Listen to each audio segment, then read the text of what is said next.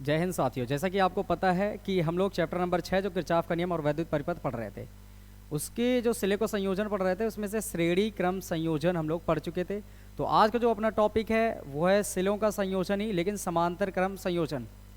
इसे पढ़ने से पहले मैं आपको 1 मिनट का टाइम लेकर ये बता देना चाहता हूँ कि अगर आप इस चैनल पर नए आए हैं तो चैनल को सब्सक्राइब कर लीजिए, क्योंकि जिस चैनल पे आप आए हैं यकीन मानिए एक वीडियो देखने के बाद बार बार इसी चैनल पर रुके रहने का मन करेगा आपको, और जितने भी वीडियोज़ हैं वो आप देखोगे ज़रूर। तो बेहतर है इस चैनल को सब्सक्राइब कर लीजिए और अपने आगे आने वाली जो तैयारियां हैं उनको बेहतर बनाने के लिए हर नोटिफिकेशन आप तक पहुंचे, इसके लिए बेल आइकन को प्रेस कर लीजिए। तो बिना देर किए मैं शुरू करता हूं आज के ये जो टॉपिक लिया गया है सिलों का संयोजन, वो भी समांतर क्रम संयोजन। इसके लिए सबसे पहले हम एक चित्र बनाते हैं और आप देखिएगा इस चित्र को क्या है। यहाँ पर हम लोग मानेंगे कि एक ये वैद्युत परिपथ बनाया जा रहा है।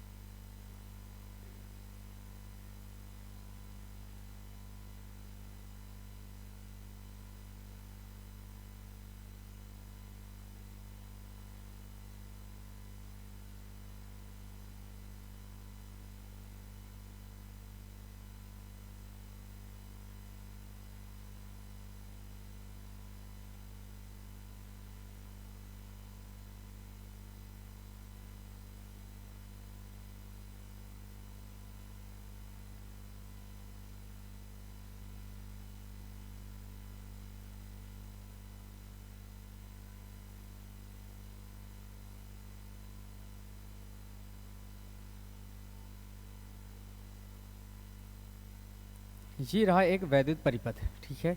और इसमें मान लो ये जो सेल लगे हैं, ये सेल है, सेल के सिंबल हैं, आपको मैंने समझा दिया था।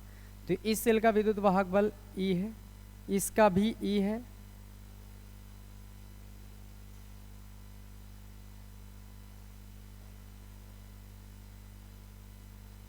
इसका ई है और इसका भी ई है। मतलब ये कह सकते हैं हर किसी का विद्युत वाहक बल जो है वो है ई, और हर किसी का आंतरिक प्रतिरोध आर है।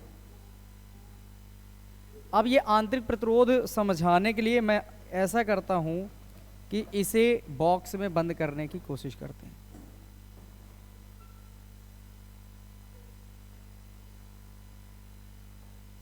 ताकि आपको ये लगने लगे कि ये सेल के अंदरूनी भाग है, तो ये आंतरिक प्रतिरोध बन जाए।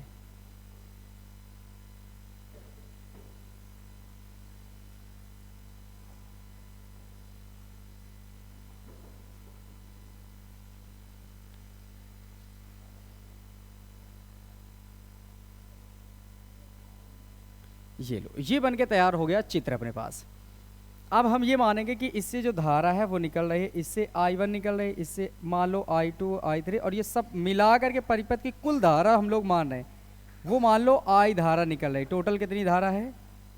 I धारा, और I धारा इसमें जा रही, फिर यही I धारा इधर गई और अपने अपने पे पहुंच जाएंगे। ये डायरेक्शन है पूरी धारा की। तो हमको ये पता करना है कि ये जो सेल समांतर क्रम में जोड़े गए हैं, तो ये बताओ सेल जब जोड़ दिए जाते हैं तो आपको पता होना चाहिए सेलों के संयोग का नाम क्या हो जाता है? बोलो, बैटरी। जो सेल होते हैं उनको जैसे हम जोड़ के तैयार करते हैं, वो जो एक निकाय बन के तैयार होता है, वो संयोजन बन के तैयार होता है, उसका नाम होता है बैटरी। तो जब ये कई सेल आपस में जोड़ दिए जाते हैं तो ये बन के तैयार होती है एक बैटरी, और इस बैटरी से हमने माना कि ये I धारा निकली और R में जा रही है। और बैटरी का अपना मुख्य उद्देश्य भी यही होता है ना कि हम बैटरी से कितनी धारा ले सकते हैं, धारा ही तो लेना हमें एक मुख्य उद्देश्य होता है। तो हम ये फाइंड करेंगे कि जो सेलों के संयोग से बैटरी बन के तैयार हुई, इससे इस बाह्य परिपथ बाह्य प्रतिरोध R में कुल कितनी धारा जा रही है। तो अब ये इस चित्र को मैंने दिखा दिया, अब यहाँ पर समझिएगा। इस थोड़ा सा इसको मैं छोटा कर देता हूँ।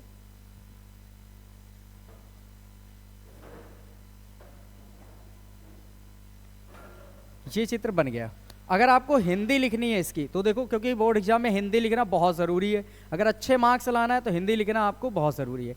कैसे आप समझेंगे, देखो इसमें कितने सेल हैं, 1 2 3 दिखाए गए हैं, लेकिन इस तरह के जो समांतर क्रम है वो टोटल n सेल आपको मान के चलना है। तो क्या बोलेंगे, माना n सेल जिनमें प्रत्येक का विद्युत वाहक बल E और आंतरिक प्रतिरोध R है, परस्पर समांतर क्रम में जुड़े हैं। ठीक है, माना n सेलों से बनी यह बैटरी एक बाह्य प्रतिरोध R में I धारा भेज रही है, तब। खत्म बातें, बिल्कुल बेसिक बात है अपने पास। तो यहां से हम क्या स्टार्ट करेंगे, लिखना। देखो जो मैं लिख रहा हूं इसी को बोर्ड एग्जाम में आपको लिखना है। एक बार फिर से सुन लीजिए, क्योंकि जिस समय मैं लिखूंगा बोलूंगा नहीं, आप अपने आप से सुन लें, उसको लिख लेना। माना n सेल परस्पर समांतर क्रम में जुड़े हैं जिनमें प्रत्येक का विद्युत वाहक बल E और आंतरिक प्रतिरोध R है, मतलब हर किसी का विद्युत वाहक बल E है और आंतरिक प्रतिरोध R है। माना n सेलों से बनी यह बैटरी एक बाह्य प्रतिरोध R में I धारा भेज रही है, तब। तो इसी बात को मैं यहां लिख देता हूं।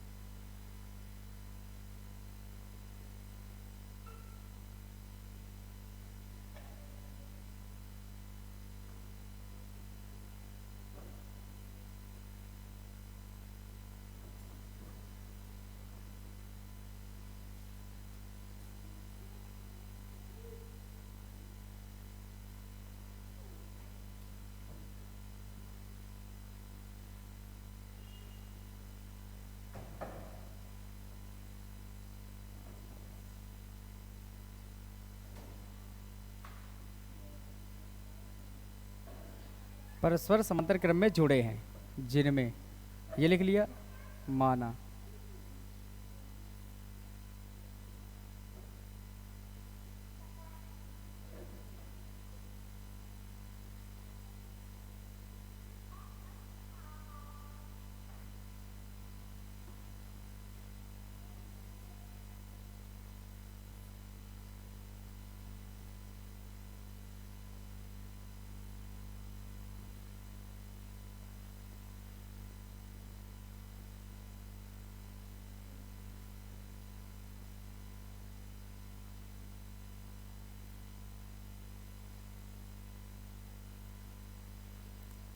ये लिख दिया गया। जो मैंने आपको सुनाया था वही ये पूरा का पूरा लिखा है कि n सेलों की, ये क्या लिख दिया, माना n सेल जिनमें प्रत्येक का विद्युत वाहक बल या आंतरिक प्रतिरोध R है, स्मॉल लेटर में R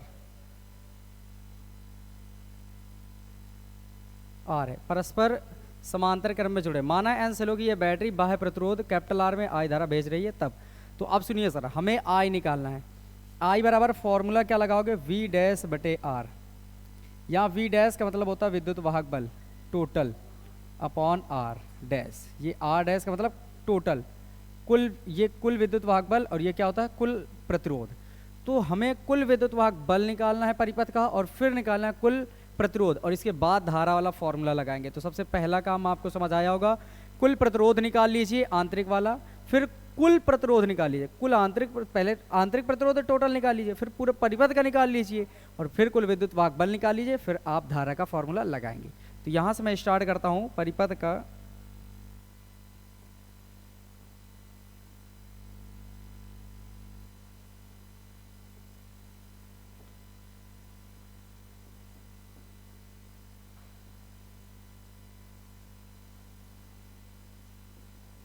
समांतर क्रम में जुड़े सेलों का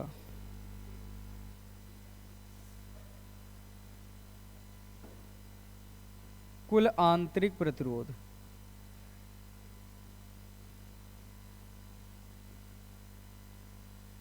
अब कुल आंतरिक प्रतिरोध निकालने के लिए आपको फॉर्मूले की जरूरत पड़ेगी। अच्छा, समांतर क्रम में है तो प्रतिरोध का फॉर्मूला क्या होता है, बोलो, 1/r dash equal 1/r1 1/r2 1/r3 plus dot dot dot dash 1/rn। ये Rn का मतलब क्या है, देखो अगर परिपथ में 3 सेल जुड़े होते थे तो आपको पता था, चैप्टर नंबर 5 में पढ़ाया गया था, R1 R2 R3 तक जाना है। 2 होते थे तो R1 R2 तक जाना था, 3 होते थे तो R1 R2 R3 तक जाना होता है। अगर n है तो कहाँ तक चले जाएंगे हम लोग, n तक, और समांतर क्रम में सब अपॉन में चलते थे। 1/r dash equal 1/r1 plus 1/r2 plus 1/r3 plus dash dash dash 1/r1 Rn। आप दिमाग में हो सकता है आपकी ये आ जाए अगर आप पहली बार यहाँ पढ़ रहे हैं, तो ये Rn तो इसमें दिख ही नहीं रहा है। तो मेरे भाई साहब आप सुनिए ज़रा ध्यान से, ये Rn दिखेगा नहीं क्योंकि n सेल लगाना पॉसिबल नहीं, क्योंकि क्या पता कि वो सामने वाला 2 ही सेल दे रहा है कि 10 सेल दे रहा है कि 20 दे दे। इसका मतलब होता है n का मतलब कोई रैंडम सेल जुड़ सकते हैं। इस वजह से यहाँ हम लोग लिख लेते हैं कि माना n सेल, देखो दिख रहा है ना, तो n सेल हम लोग मान चुके हैं, इस वजह से Rn तक हम पहुँचे हैं। अब आगे बढ़ो ज़रा, अब 1/r डैश करके बनाओ, इसको हल करो, बताओ 1/r1। क्या आप देख पा रहे हैं हर सेल का आंतरिक प्रतिरोध स्मॉल r है, तो जहां R1 है, जहां R2 है, जहां R3, हर किसी की जगह में R यूज करेंगे। तो यहां पर आ जाएगा 1/r 1/r plus dash dash dash dash. कितनी बार आया होगा सोचो जरा, तो हम लोग लिखेंगे n बार।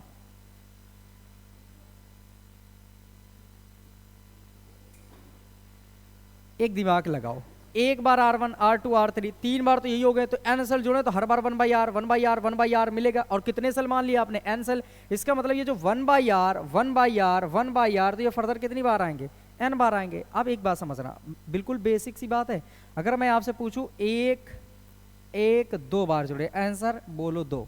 अगर 1 1 1 3 बार जुड़े, आंसर बोलो 3।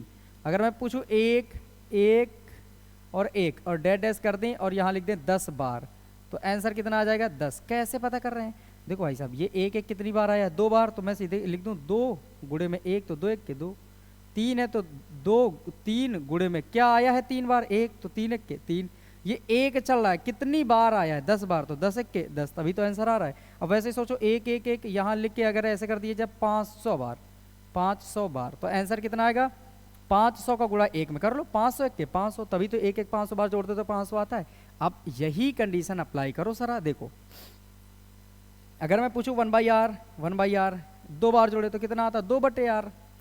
अगर 1/r 1/r फिर 1/r 3 बार जोड़ता तो हम कहते 3/r हो गया। वैसे ही अगर मैं कहूं कि ये 1/r 1/r n बार है, तो हम क्यों ना कहते कि n/r बन जाएगा। समझे मेरी बात को। दूसरी कंडीशन दूसरी तरीके से समझो, मैं कह रहा हूं 1/r 1/r कितनी बार है, 2 बार, तो 2 का गुणा करते हो ना 1/r में, तो ये आंसर आता है 2 1 के 2 और बटे में r। लेकिन इसी को अगर 3 बार जोड़ोगे तो क्या बन जाएगा, तो 3 गुणे में कितना करोगे 1/r, तो 3 1 के 3/r, तो 3/r।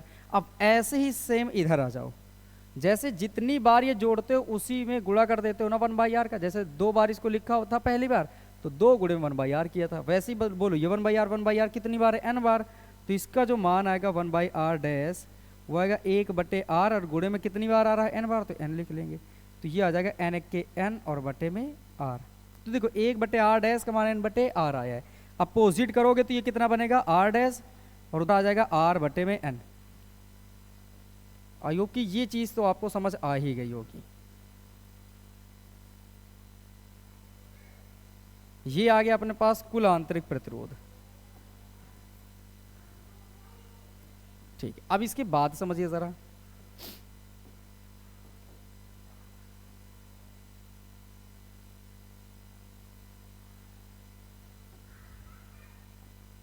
सुनिए जरा, ये अपने पास प्रतिरोध आया है आंतरिक। अभी हमें निकालना परिपथ का कुल प्रतिरोध, तो मैं यहां लिख दूं परिपथ का कुल प्रतिरोध।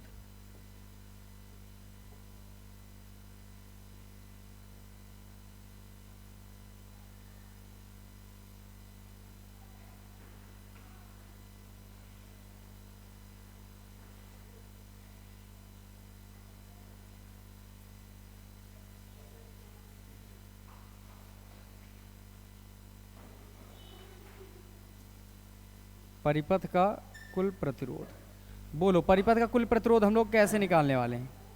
हमें तो भाई साहब ये पता है कि अपने पास टोटल प्रतिरोध देखो इन सब का मिला हुआ आर डैश आया है इतना। तो ऐसे मेरी बात समझो भाई, ये आंतरिक प्रतिरोध और ये बाह्य प्रतिरोध दोनों श्रेणी में होते हैं टोटल मिला करके। क्योंकि ये समझ जाओ कि ये पूरे हल हो गए तो एक लाइन बनी, और इसके साथ ही एक लाइन बनेगी तो श्रेणी क्रम हो जाएंगे। तो यहाँ पर हम लिखेंगे परिपथ का कुल सारी बातें छोड़ो, परिपथ का कुल प्रतिरोध आर डैश लिखना और लिखना आंतरिक प्रतिरोध, आंतरिक प्रतिरोध प्लस बाह्य प्रतिरोध।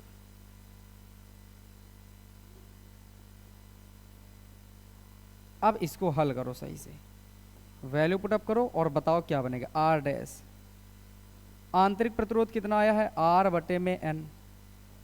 बाह्य प्रतिरोध कितना है, कैपिटल लेटर में आर।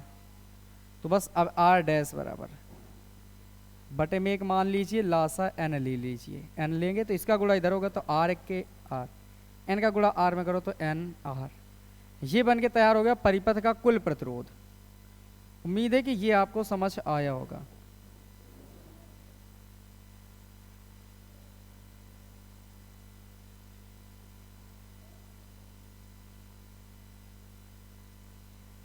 ये लो यहां तक समझ गए। अब आगे बढ़ते हैं। हम लोगों ने क्या कर लिया, परिपथ का कुल आंतरिक प्रतिरोध पहले, फिर कुल प्रतिरोध, अब कुल विद्युत वाहक बल की तरफ चलते हैं। अब देखते हैं परिपथ का कुल विद्युत वाहक बल। परिपथ का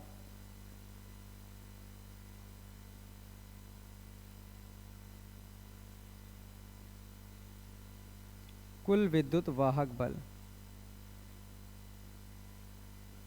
अच्छा एक बात समझो जरा, ये सबके सब किस क्रम में लगे हैं, बोलो समांतर क्रम में। अगर मैंने आपको याद दिलाऊं तो अगर मैंने आपको पढ़ाया था चैप्टर नंबर 5 में प्रतिरोधों का संयोजन, वहां पर समांतर क्रम संयोजन पढ़ाया था और उसमें बड़े प्यार से ही आपको बताया था कि जो समांतर क्रम में जब जोड़े जाते हैं प्रतिरोध तो उनके हर एक के सिरों का वोल्टेज क्या होता है, सेम होता है, क्योंकि वहां पर सभी के सभी प्रतिरोध सेम बिंदु से जुड़े थे। देखो यहाँ पर एक पॉइंट इसको अगर आप देख लीजिए, एक पॉइंट इसको। अब अगर मैं आपसे पूछूं कि ये जो ये ऊपर वाला सेल है इस और इस पॉइंट के बीच, बीच वाला इसके बीच, ये भी इसके बीच, मतलब हर किसी के पॉइंट सेम है। अब जब सेम बिंदु है तो सेम बिंदुओं के बीच विभवांतर भी क्या होना चाहिए, सेम। और विभवांतर जैसा उसमें हम लोग विभवांतर पढ़े थे वैसे इसमें विद्युत वाहक बल है, तो यहाँ पर विद्युत वाहक बल भी सेम होगा। तो यहाँ पर मैं लिख देता हूं कि परिपथ लिखेंगे समांतर क्रम में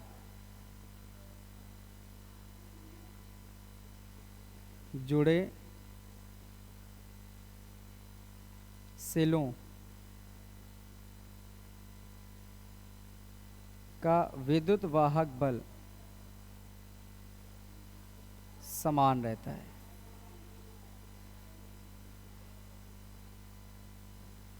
अतः जो ई टोटल आएगा, इसे ई डैश कहेंगे, वो ई के बराबर ही रहेगा भाई, इन्हीं ई के बराबर ही आ जाएगा, कोई फर्क नहीं पड़ेगा। चलो इसको भी बंद कर लेते हैं ताकि हम लोग एक और चीज निकाल सकें।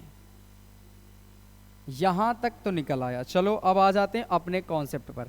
मैंने समझाया था आपको आई बराबर E dash upon R dash का फॉर्मूला यूज करना है, तब धारा निकलेगी। देखो जरा, अपने पास ई डैश का मान निकल चुका है, आर डैश का मान निकल चुका है, मतलब फॉर्मूला लगा सकते हैं हम। तो यहां से लगा लो, लिखते हैं अतः परिपथ में, अतः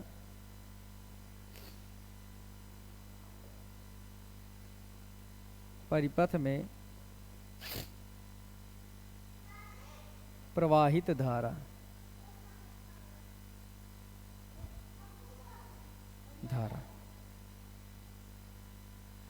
आई बराबर क्या बनेगा बताएं, E dash upon R dash.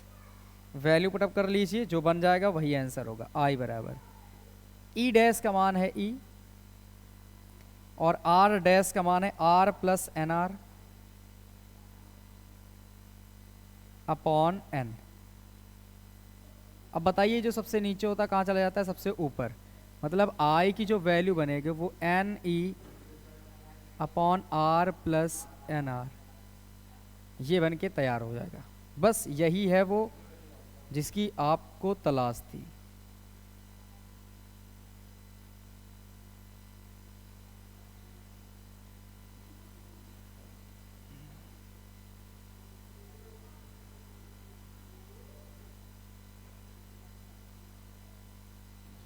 ये लो, यहाँ से ये मैंने इसको हल कर दिया। आई होप कि ये चीज़ें आपको बड़े ही प्यार से समझ आ गई होंगी।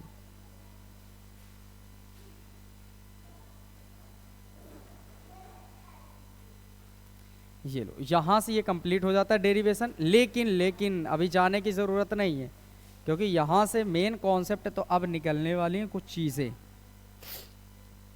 वो आपको ये समझना है। देखो ज़रा, अगर मैं आपसे यहाँ पर ये कह दूँ कि ये जो स्मॉल आर है यहाँ पर, ये कैपिटल आर, इसका मान शून्य हो जाए तो, इसका मान शून्य हो जाए तो क्या होगा?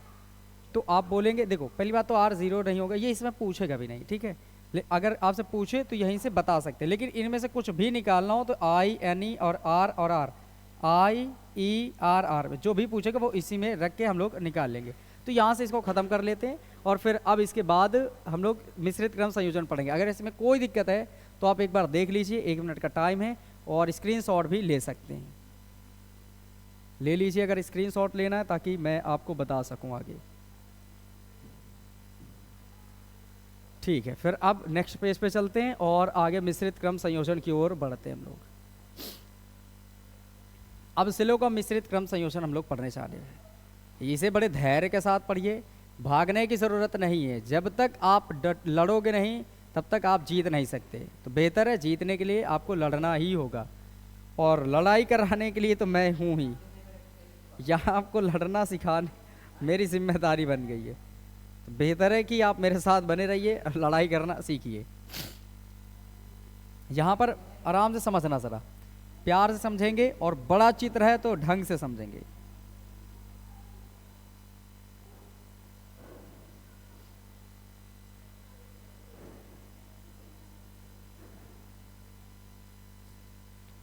बस जब तक चित्र बन रहा है तब तक आप मस्ती कर लीजिए, इसके अलावा कोई मस्ती नहीं होगी।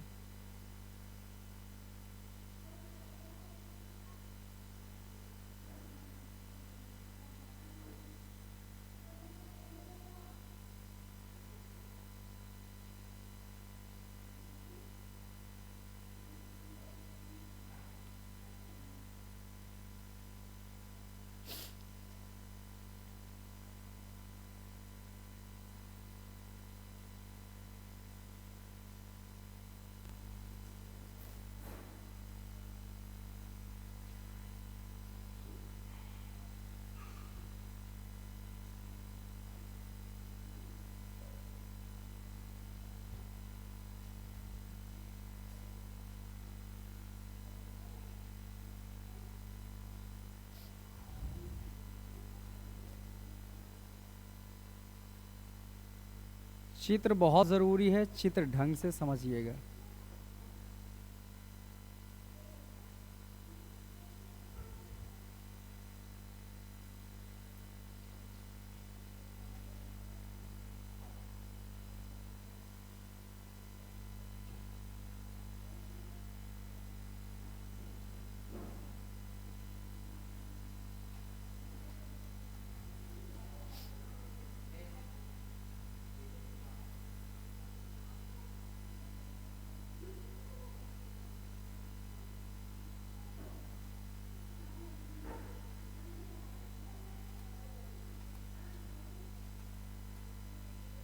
ये बन रहा है चित्र, तैयार हो गया बन के। ये मैंने इतने सेल बनाए, अब इसको ध्यान से समझना। हर किसी का प्रतिरोध आर है, सेम जैसे पीछे लिखा था, हर किसी का प्रतिरोध आर है, आंतरिक वाला। हर किसी का विद्युत वाहक बल ई है।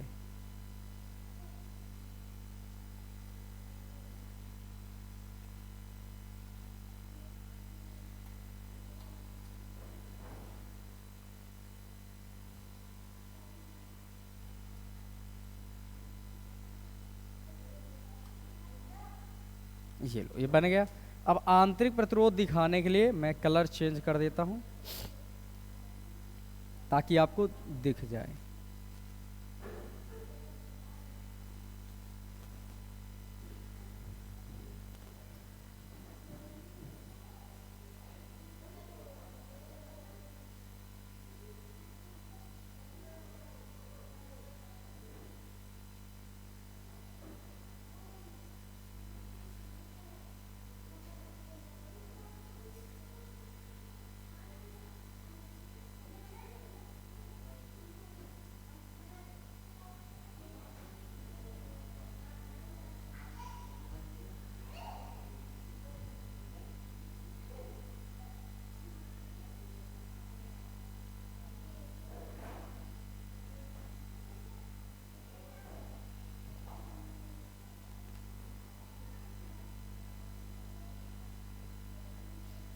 ये रहा पूरी तरीके से चित्र बन गया। अब जो कुछ करना है इस चित्र में करना है। इन सभी से मान लो डायरेक्शन है ये इधर, ये ऐसे, और यहाँ से आई धारा निकले जो इस प्रतिरोध में जाएगी और फिर से ये ऐसे गुजरेगी, ऐसे ऐसे निकल आएगी। अब यहाँ पर समझिए ज़रा, ये चित्र मैंने बना दिया। इस चित्र को अब मैं इसकी हिंदी नहीं लिखाने वाला क्योंकि इसमें बहुत बड़ी हिंदी है, लेकिन कुछ चीज़ें हैं जो मैं लिखूंगा ज़रूर। जैसे कि वो क्या क्या है वो आप समझ लीजिए। पहली कंडीशन आप समझते चले, इसमें जो ये इधर की ओर देखो 1 2 3 से लगाए ना, हर एक पंक्ति में 3 3 है, इसका मतलब ये 3 सिंगल नहीं। फिर से वही बात समझो, 3 लगाए तो थे श्रेणी क्रम में, पर मैंने कहा था n सेल है, तो याद रखना ऐसे जो n सेल है, इधर की ओर कितने सेल हैं n। कलर चेंज करके मैं लिख रहा हूं, एरो बना देंगे।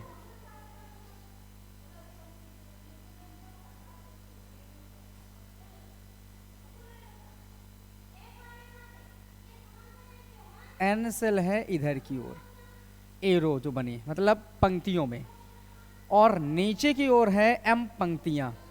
अब मैं लिख देता हूं m पंक्तियां।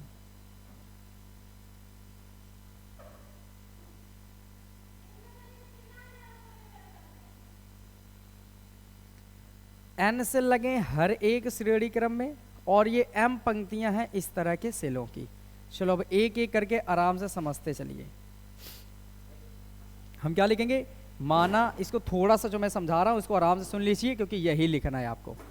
माना n सेल, माना n सेल परस्पर श्रेणी क्रम में लगे हैं, माना n सेल परस्पर श्रेणी क्रम में लगे हैं जिनमें प्रत्येक का विद्युत वाहक बल E और आंतरिक प्रतिरोध R है, और इस प्रकार की m पंक्तियां परस्पर समांतर क्रम में लगी हैं। ये किधर की ओर लगी हैं बताएं, एरो मैं इधर बना रहा हूं मतलब समांतर क्रम में, समझ जाइएगा आप, ठीक, याद रखिए। n सेल इधर की ओर है और इस तरह के n सेलों की टोटल कितनी पंक्तियां हैं, तो m पंक्तियां हैं।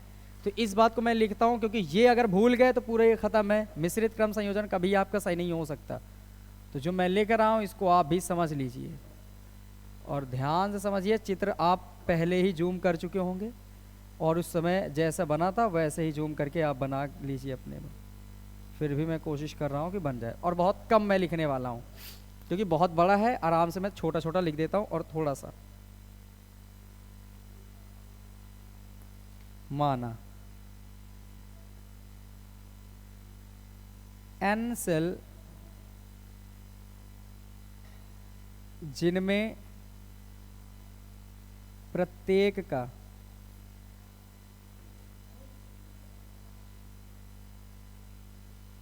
विद्युत वाहक बल E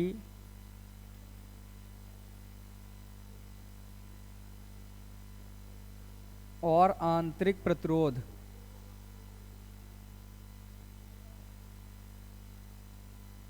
स्मॉल r है,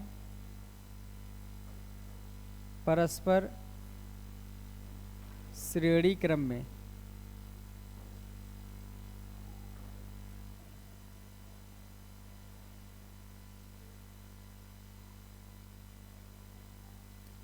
में जुड़े,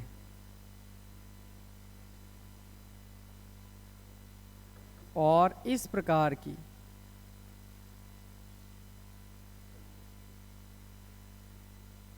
m पंक्तियां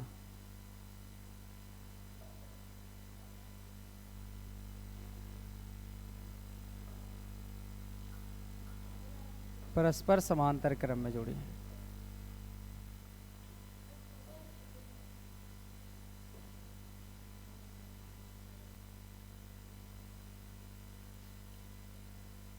माना इस प्रकार बनी है बैटरी,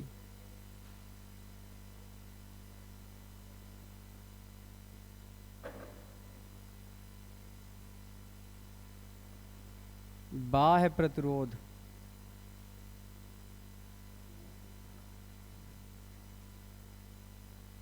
R में I धारा भेज रही है।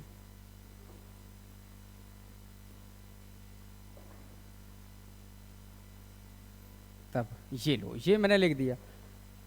और आप अगर ये नहीं लिखते हैं तो फिर बड़ी ही आपके लिए ये असुविधाजनक बात है। तो आपको ध्यान रखना है, चित्र बनाना कंपलसरी है, लिखना तो बहुत ज़रूरी है अगर बोर्ड एग्जाम में अच्छे मार्क्स लाने हैं तो। और वो मैंने लिखना सिखा ही दिया आपको। अब आ जाते हैं एक एक करके, फिर से टारगेट वही, धारा फिर जा रही कितनी जा रही यही आपको निकालना है। तो हर एक बात को आप ध्यान से समझिए ज़रा। पहले तो श्रेणी क्रम में हर एक पंक्ति में कितने सेल लगे हैं, एन, मतलब इस वाली श्रेणी में भी, इस वाली सीरीज में एन सेल, इसमें भी, इसमें भी। तो जितना आंतरिक प्रतिरोध इसका आएगा कुल, उतना इसका कुल इसका आ जाएगा, है ना। जितना विद्युत वाहक बल इसका होगा उतना इसका होगा, उतना ही इसका हो जाएगा। तो एक पंक्ति का निकाल लेते हैं, उसमें लिख लेंगे प्रत्येक पंक्ति का। तो यहाँ पर समझना हर एक के लिए अलग अलग निकालते हैं। देखते हैं प्रत्येक पंक्ति,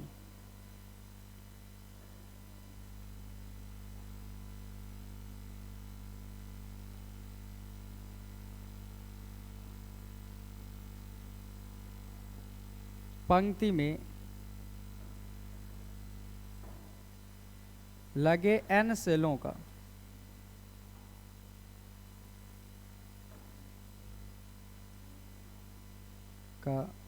विद्युत वाहक बल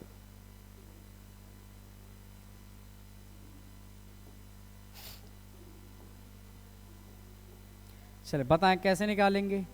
पहले विद्युत वाहक बल की बात हो गई तो E बराबर ई डैश लिख देते हैं इसको। समझना मेरी बात को, विद्युत वाहक बल श्रेणी में है तो श्रेणी में तो अलग अलग होता है विद्युत वाहक बल, क्योंकि पॉइंट अलग अलग होते हैं। तो यहाँ पर कैसे, जैसे वी निकाल देते V1 plus V2 plus V3, वैसे E निकाल लेंगे। क्या लिखेंगे, E1 E2 plus E3 plus dash dash dash EN, मतलब n तक चलेंगे। तो बोलो सबकी वैल्यूज कितनी है, हर किसी की E है, परेशान मत हो, हर किसी की यहाँ पर वैल्यू E है। और ये कितनी बार जुड़ेगा, तो बोलेंगे n बार जुड़ेगा।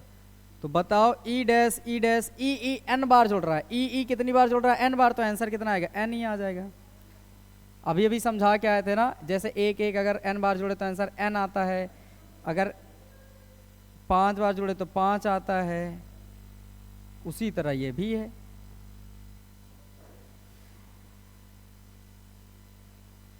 ये लो यहां तक बन गया। अब आगे सुनिए जरा, ये प्रत्येक पंक्ति का निकला है, मतलब समझना जरा ध्यान से, मैं रफ चित्र बना रहा हूं, इसको बड़े प्यार से समझिएगा वरना सारा का सारा खेल खत्म हो जाएगा।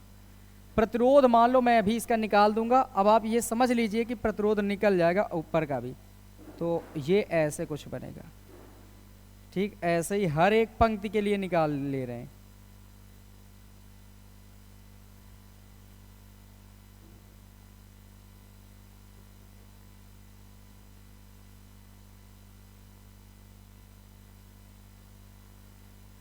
इस तरह से कुछ चित्र बन के आएगा। ऊपर वाले का प्रतिरोध R डैश आएगा तो इसका भी R डैश, इसका भी R डैश, कुछ ना कुछ निकलेगा। तो ओवरऑल इस परिपथ का जो निकलेगा एक सीरीज का R डैश, तो जितना इसका होगा उतना इसका, उतना इसका टोटल होगा आंतरिक प्रतिरोध।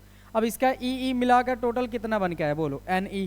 तो Ne इसका भी होगा, इस सीरीज का भी Ne होगा, और इस सीरीज का भी Ne होगा। अब ये बताओ इसमें कोई भी श्रेणी में है नहीं, क्योंकि हर एक पंक्ति में देखो, ये पंक्ति है ऊपर, एक ये पंक्ति है, इस तरह की कितनी पंक्तियां टोटल m, और हर एक पंक्ति का मतलब किसी भी पंक्ति की बात करते हैं तो हर एक पंक्ति में, प्रत्येक पंक्ति में लगे एन सेलों का विद्युत वाहक बल ऐसे निकालोगे n ही आएगा, मतलब इसका भी n ही आएगा, इसका भी n ही आएगा, इसका भी n ही आएगा। ये मैंने लिख दिया है, ये अभी हम निकालेंगे R डैश कितना आएगा।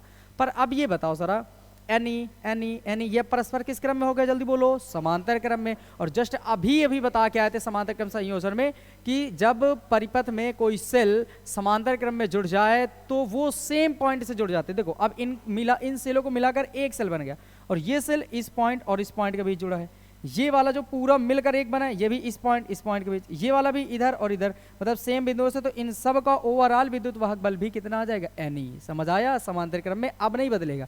तो अब बताओ, अगर मैं लिखना चाहूं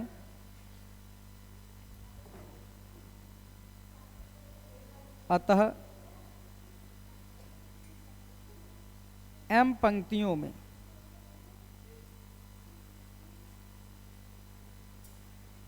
समांतर क्रम में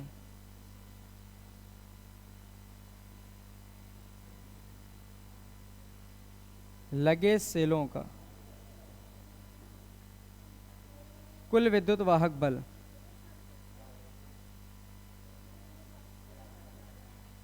चलिए बताइए ज़रा क्या आएगा अपने पास। जो ई टोटल आएगा वो आ जाएगा एन ई के बराबर, क्योंकि अब तो इसके अलावा कुछ बदलेगा ही नहीं ना, समांतर क्रम बन गया, और समांतर क्रम में कब बदलता है, तो समांतर क्रम में तो बदलेगा ही नहीं। ये लो तैयार बन के इतना। अब ये चीज़ आपको समझ आई होगी, मैं उम्मीद कर लेता हूँ। देखिए फिर से एक बार समझ लीजिए, ये जो जितने भी श्रेणी ना, इन सब को मिला करके विद्युत भागबल निकाला गया, वो एन ही आया है। तो इसका अगर एन ही आया तो बोलो इसका भी एन ही आएगा, इसका भी एन ही आएगा। तो हर किसी का विद्युत भागबल अभी देख लो, एन ही एन ही एन ही। अब ये बताओ ये सब किस क्रम में हो गए, समांतर क्रम में। और समांतर क्रम में तो विद्युत भागबल का मान चेंज नहीं होता है, बोलो चेंज नहीं होता है। तो वही मैंने किया कि समांतर क्रम में लगे विद्युत सेलों का कुल विद्युत भागबल एन ही रहेगा। पर अब इस ई डैश से नाम क्या दे देंगे, ई टोटल। अब आते हैं आगे की कहानी पर। इसको थोड़ा सा मैं नहीं मिटाता हूँ, समझदार बने तो मैं समझा सकता हूँ कि एन क्या लिखेंगे, प्रत्येक पंक्ति में लगे एन सेलों का कुल आंतरिक प्रतिरोध, क्योंकि अभी विद्युत भागबल निकाला था हर किसी का, तो एन ही बना था। अब देखते हैं ये आर डैश जो लिखा है मैंने वो आएगा कितना, ये भी तो पता कर ले। तो यहाँ पर समझिए ज़रा,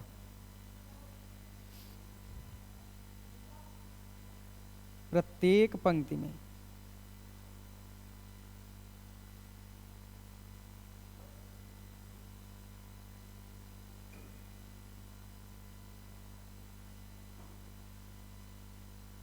लगे सेलों का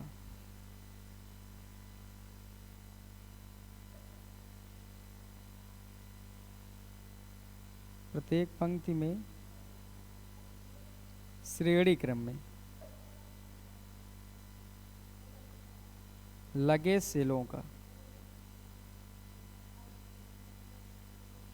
आंतरिक प्रतिरोध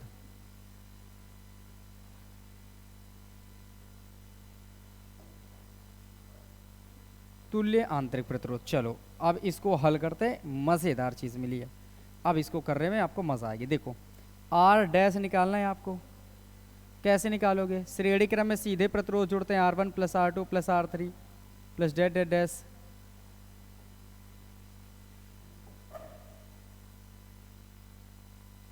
कहाँ तक चलेंगे हम लोग, Rn तक, क्योंकि कितने सेल जोड़े हो, n सेल, श्रेणी क्रम में लगे n सेलों का,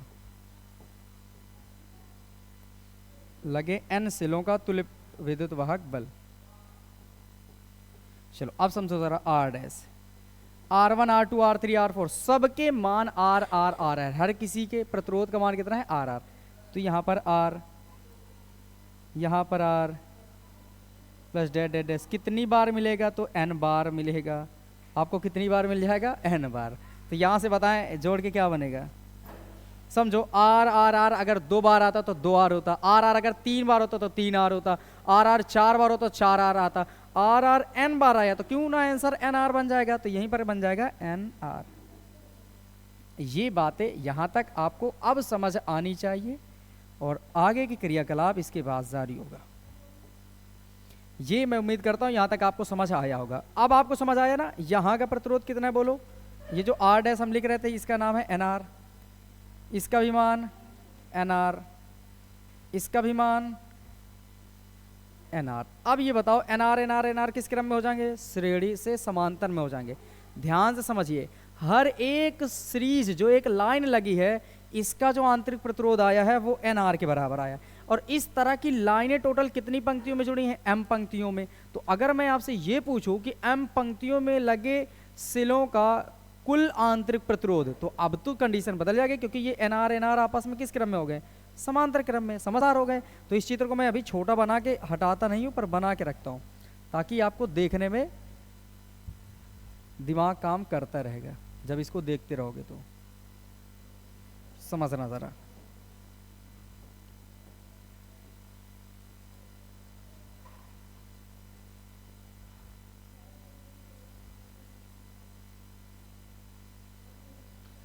हाँ लिखें, अब लिखेंगे M पंक्तियों में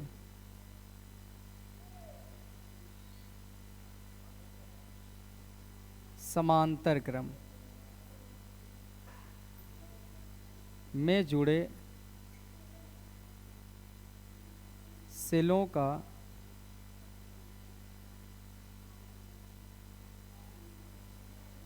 कुल आंतरिक प्रतिरोध। अब कुल आंतरिक प्रतिरोध के लिए फिर से फॉर्मूला अपने पास, देखिए इस बार किस क्रम में हो गए, समांतर क्रम में, और कितनी पंक्तियां हैं, m पंक्तियां हैं। n इस लाइन में थी और इस तरह की 1 2 3 ऐसे कितनी है m, समझे, n ये वाली थी, m इधर की ओर है। तो अब हम इस समांतर तो नीचे की ओर होता है ना, ऐसे ऐसे ऐसे, तो ये समांतर हो गया। तो अब इनको हल करते हैं हम लोग। तो फॉर्मूला क्या बनेगा, 1/r टोटल, क्योंकि अब r डैश इनके बाद खत्म हो जाएगा, क्या आएगा 1/r1 dash, 1/r2 dash, 1/r3 dash dash dash m बार। कितनी बार आएंगे ये टोटल, m बार। क्यों m बार आएंगे बताओ, एक बार मैं लिख दूं last time, 1/r m dash, ये लो, मतलब m बार चलेंगे। 1 2 3 इस तरह के डैश कितनी बार आएंगे बताओ, ये वाला पहला डैश, ये दूसरा डैश, ये तीसरा डैश, इस तरह कितने डैश मिलेंगे, m पंक्तियां तो m बार तक डैश मिलेगा। तो रखो जरा 1/r टोटल, 1/r1 डैश, पहली बार का डैश कितना आया है nr, देखो ये nr। अब ये बताओ दूसरी वाली पंक्ति में भी कितने लगे होंगे nr, भाई इसका भी nr, इसका भी nr, यही तो समांतर क्रम में बने, तभी मैंने इस चित्र को नहीं मिटाया है। फिर 1/nr, बोलो इस तरह कितनी बार चलेंगे हम लोग, m बार, कितनी बार, m बार। भाई कितनी पंक्तियां हैं, m पंक्तियां, देखो समझो, हर एक श्रेणी क्रम में जब लगे थे तो कितने से लगे थे, n से लगे थे, तो कितनी बार जा रहे थे, n बार। अब समांतर क्रम में है तो समांतर क्रम में कितनी बार है, m बार, तो कितना आ जाएगा m। अब 1/r टोटल। अच्छा एक बात समझो, 1/nr 1/nr 1/nr कितनी बार जोड़ा है, m बार, तो m का गुणा कर लेंगे इसमें। हम कैसे समझेंगे, देखो r r r कितनी बार, n बार, तो n का गुणा ही तो पहले वाले r में किया गया है, तो nr बना है। वैसे 1/nr 1/nr m बार है, तो m का गुणा पहले वाले में कर लो, तो m गुणे में आ जाएगा 1/nr। तो गुणा करो 1/r टोटल, m का गुणा 1 में, तो m नीचे आ जाएगा nr। इसको मैं लाइन बचाने के लिए मैं इधर लिख देता हूँ, m/nr। तो अब देखो अपोजिट करें, 1/r टोटल की वैल्यू m/nr, तो इसको अपोजिट करेंगे तो इसको भी पलटना होगा। तो r टोटल का जो मान आ जाएगा, बोलो nr ऊपर हो जाएगा और m नीचे आ जाएगा। ये बन के आ गया कुल आंतरिक प्रतिरोध पूरे परिपथ का।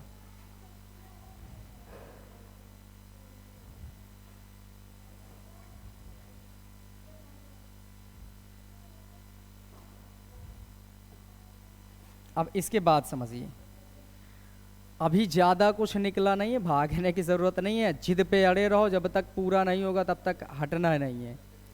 ये आपको दिमाग में रखना है, क्योंकि एक थॉट्स आपको याद आता होगा, finish today's work today then sleep tight tonight. तो अगर आज का काम आज आप ख़त्म कर लेते हैं तो चैन की नींद आप सोइए, वरना जब तक काम नहीं हो रहा तब तक जगते रहो, और जब तक काम ना हो तब तक आंखों को फाड़ कर रखो, पढ़ते रहो, तभी कुछ कर पाएंगे आप। तो यहाँ पर समझिए ज़रा, ये आर टोटल इतना बना। एक बात आप समझ पा रहे होंगे कि ये मैंने पहले श्रेणी क्रम में प्रतिरोध निकाले थे आंतरिक वाले, फिर समांतर क्रम में निकाले, तो ये तो कुल आंतरिक प्रतिरोध की बात हो गई ना। अभी तो बाहर का भी है, तो परिपथ का कुल प्रतिरोध निकालो। अब क्या लिखेंगे, परिपथ का कुल प्रतिरोध।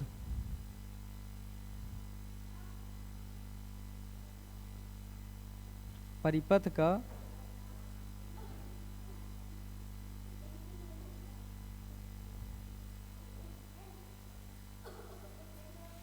कुल प्रतिरोध। तो बताएं क्या बनेगा, आर टोटल बराबर आर टोटल प्लस आर, मतलब कुल आंतरिक प्रतिरोध प्लस बाह्य प्रतिरोध। अब जोड़ दो इनको, आर टोटल बराबर, बताओ आर टोटल का मान कितना आया है, स्मॉल लेटर वाला NR/M प्लस कितना है कैपिटल R। ये बन के तैयार। अब आगे सुनिए ज़रा, अब यहाँ से अपने पास थोड़ी सी मोहलत मिली है आराम करने की, मतलब थोड़ा सा हल्का सा और अभी चलना है। अब सुनो ज़रा, हमें ये टारगेट होता है, हम ये करते हैं टारगेट कि I बराबर E/R लगाना है, पर यहाँ भी टोटल लिखेंगे, यहाँ टोटल लिखेंगे, तो E टोटल देखो मिल चुका होगा कहीं ना कहीं, ये है E टोटल, R टोटल यहाँ मिल गया। तो अब धारा का फॉर्मूला आसानी से लगा सकते हो, तो चलो लगा लो इसको जल्दी से। लिखते हैं परिपथ में प्रवाहित धारा,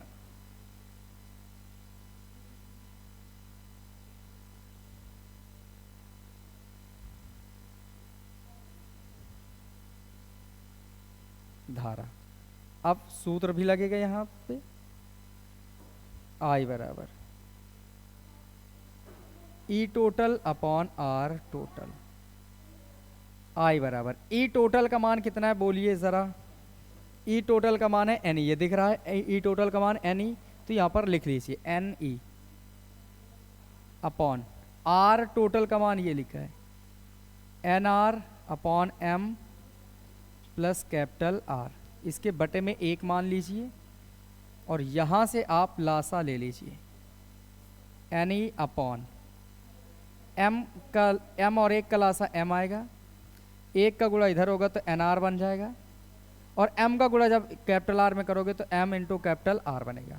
अब सोचिए ज़रा, इसका गुणा इसमें होगा, सबसे नीचे वाला ऊपर जाएगा, तो i बराबर जो बनेगा वो m का गुणा n में हो जाएगा, n m n और e तो है ही, नीचे क्या बचेगा N R plus M are.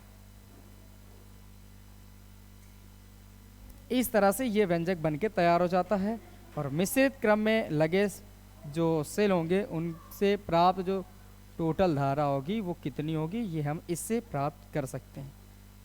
I hope कि ये सारी बातें आपको समझ आई हैं, और जैसा कि मैंने कहा था जब तक काम आज का नहीं हो जाता आज, तब तक आप सोइएगा नहीं। तो इस बात को दिमाग में बिठा लीजिए, पहले मेहनत करिए, जब आप मेहनत कर चुके हों तो ही आप सोइएगा, क्योंकि ज़माना बहुत आगे निकल चुका है। अगर आप पीछे वहीं रहना चाहते हैं, एक ठहरे हुए पानी की तरह रहना चाहते हैं, तो आप समझदार हैं, पानी का ख़राब होना तय है। तो अगर आप भी निरंतर आगे बढ़ने की चाहत रखते हैं तो पढ़ने के बाद रिवाइज़ करना आपकी जिम्मेदारी बनती है। और जो भी चीज़ें आपको ना समझ आए कमेंट बॉक्स में करें। मैं उम्मीद करता हूँ कुछ भी ऐसा है ही नहीं कि जो ना समझ आया हो, क्योंकि हर एक चीज़ को तो मैं तोड़ के बता देता हूँ, एक रफ डायग्राम बना देता हूँ, तो ऐसा तो कोई है ही नहीं। लेकिन फिर भी अगर कुछ रह जाता है तो आप कमेंट बॉक्स में कमेंट करिएगा, हर एक कमेंट का जो अच्छा होगा उसे रिप्लाई किया जाएगा आपके लिए, ठीक। तो इसे आप स्क्रीनशॉट ले सकते हैं। और आज के लिए फिर हम बस इतना ही करेंगे और मिलेंगे अगले वीडियो के साथ। तब तक आप अपना ख्याल रखें और मेहनत भरपूर करते रहिएगा। Thank you so much.